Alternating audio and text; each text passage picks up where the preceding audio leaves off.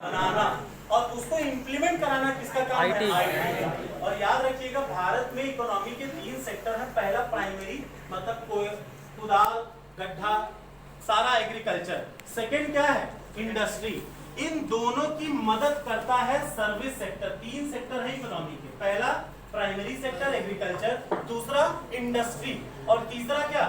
Service sector. तो IT और CS किसमें आता है? सर्विस सेक्टर में आता है। इसका मतलब अगर मुझे कंप्यूटर की जरूरत, मेरी एक बहुत बड़ी इंडस्ट्री है, मुझे 100 कंप्यूटर की जरूरत है, तो मुझे कौन सेवा देगा? सीएस का बंदा। लेकिन वो सीएस वाले सर्विस देते किसको है? इंडस्ट्री को। और इंडस्ट्री कौन चलाता है?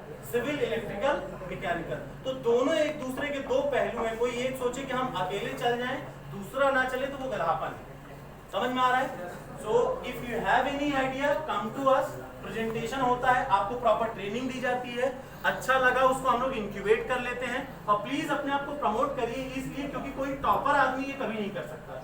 टॉपर आदमी सिर्फ क्या करता है? किताबें लेकर पढ़ा रहता है। और वो किताब, आपके पास जितनी भी किताबें होंगी कोई लेटेस्ट नहीं होंगी। 20 साल पहले बनी हुई किताबें आप लोग पढ़ रहे हैं। भारत वालों के साथ यही दिक्कत है, हम लोग रियल चीज पे काम नहीं करते। हम लोग क्या करते हैं? 100 साल पुरानी किताबों को पढ़ते हैं और वही आज भी पढ़ रहे हैं, 10 साल बाद भी वही पढ़ रहे हैं ना। Yes sir. तो अपने आप को अपडेट करिए, रियल टाइम प्रोसेस पे काम करना शुरू करिए। कुछ नया आइडिया तो, अरे मैं कह रहा हूँ स्मार्ट शूज बनाइए।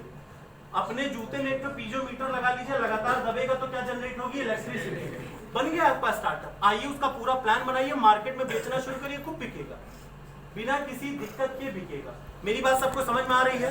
तो try to increase, try to enhance your knowledge as a entrepreneur. कोई अच्छा गाना गा रहा है तो गाने की फील्ड में भी आगे जाए, कोई डांस कर रहा है तो उसमें जाए। लेकिन ये सोचे कि सबको नौकरी मिल जाएगी, तो ऐसा नहीं पॉसिबल है। सो क्या बनिए? बिजनेसमैन बनिए, एंटरप्रेन्योर बनिए, चाहे स्टार्टअप शुरू करिए, कोशिश करिए। असली फायदा इसी में है। Thank you so much. This is innovation cell. अब हम लोग चल रहे हैं कहीं और।